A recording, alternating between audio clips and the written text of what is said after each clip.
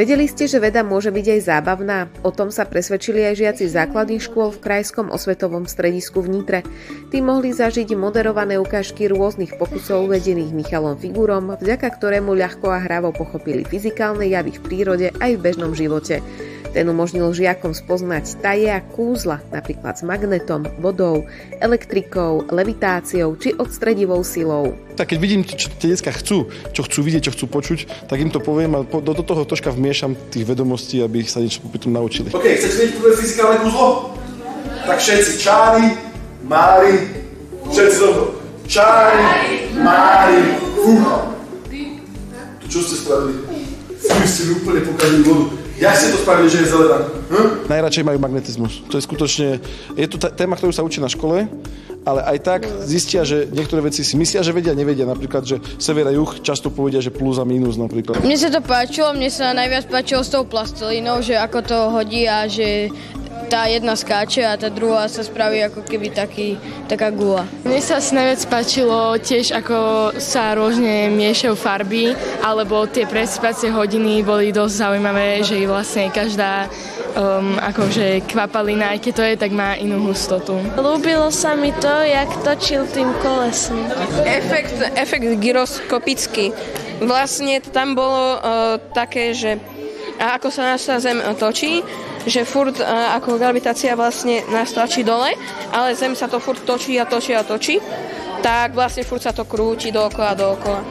To koleso, to je gyroskop a vlastne každé teleso, ktoré sa otáča, sa snaží v tej osi zotrvať. Používa sa to, no napríklad aj keď decká idú na bicykli bez rúk, čo neodporúčam, ale vlastne funguje tam ten gyroskopický efekt. Ak by to bolo koleso veľké a ťažké, tak by sa to stabilizovalo. Vám to môžem ukázať, že vlastne, počkajte, keď to koleso roztočím, tak ja ho udržím prakticky iba na prste, pretože sa snaží stabilizovať v tej osi, ktorej som ho roztočil. Už zo pár rokov sa zapájame do Európskej noci výskumníkov, ktorá sa tento rok koná pod heslom Noc vedy a my píšeme projekt Veda hrou pre deti a mládež, aby tú vedu zažili trochu ináč ako v škole, ako poučkami. A tento rok sme prizvali, alebo už viacej rokov prizývame kúzelnú fyziku, popularizátora fyziky Michala Figuru z Prešova, aby ukázal deťom, že fyzika je veľmi zaujímavá a dá sa vtipne objasniť na rôznych experimentoch a didaktických učebných pomôckach. No, aby ste vedeli, že to robíme rukami, tak dáme magnet severom hore, dáme magnet juhom dole, čo sa stane? Pritiahne, výborne. Keď dáme sever proti severu, čári, mári, fúk. Áno, magnetická levitácia sa tu hovorí. A dáme si juh proti juhu a vidíme, že tieto dva magnety levitujú v magnetickom poli. Michal Figura brázdi Slovensko so svojím zážitkovo-vzdelávacím programom Kúzelná fyzika. Deti môžu vidieť naživo a s humorom to, čo sa učia teoreticky na školách. A dokonca návštevníci majú možnosť zažiť niektoré pokusy aj na vlastnej koži.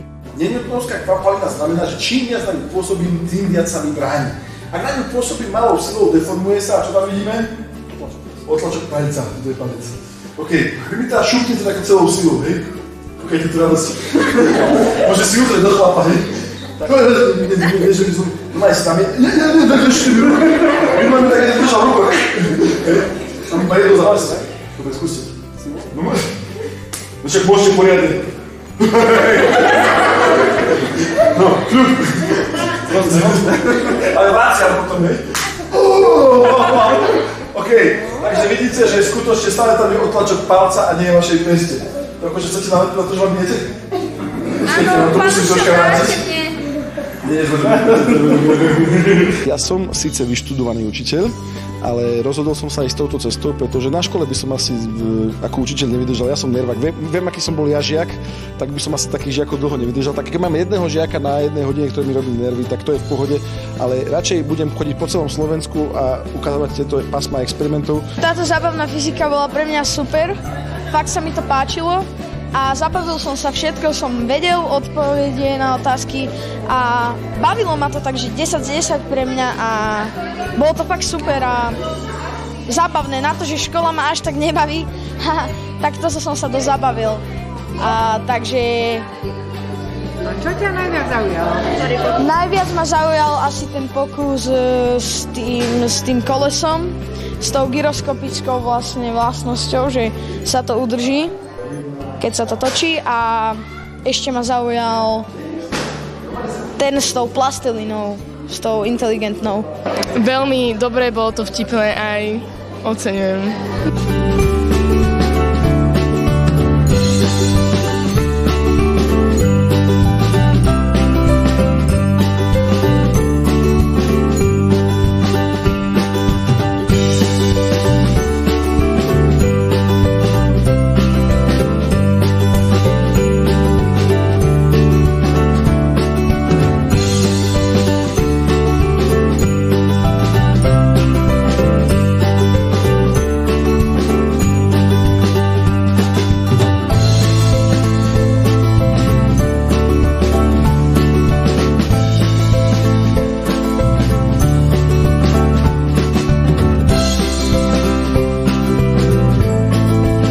Tie experimenty buď sú také, že viem, o aký efekt ide a chcem ho nejak ukázať, tak to urobím, alebo to príde náhodne. V kúzelnej fyzike 2 mám jeden experiment, na ktorý som prišiel úplne náhodne, a potom mám jeden experiment, ktorý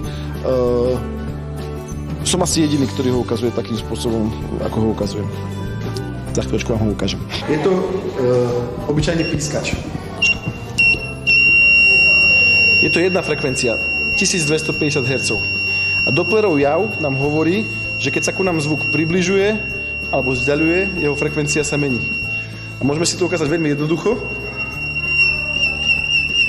A už máme sirénu, pretože zvuk, ktorý sa k vám približuje, sa ako keby zhusťoval, a jeho frekvencia, a keď sa od vás vzdiaľuje, tak ako keby sa zriedzoval. Takže a stále to iba jedna frekvencia. To je Dopplerov jav. Program rozhodne splnil svoj cieľ. Netradičnou formou a dávkou humoru zapojil žiakov do fyzikálnych experimentov. Ukázal, že fyzika je všade okolo nás a vzbudil záujem detí o fyziku. Hoci je primárne určená pre žiakov základných škôl, je pozitívne prijatá deťmi aj ich rodičmi.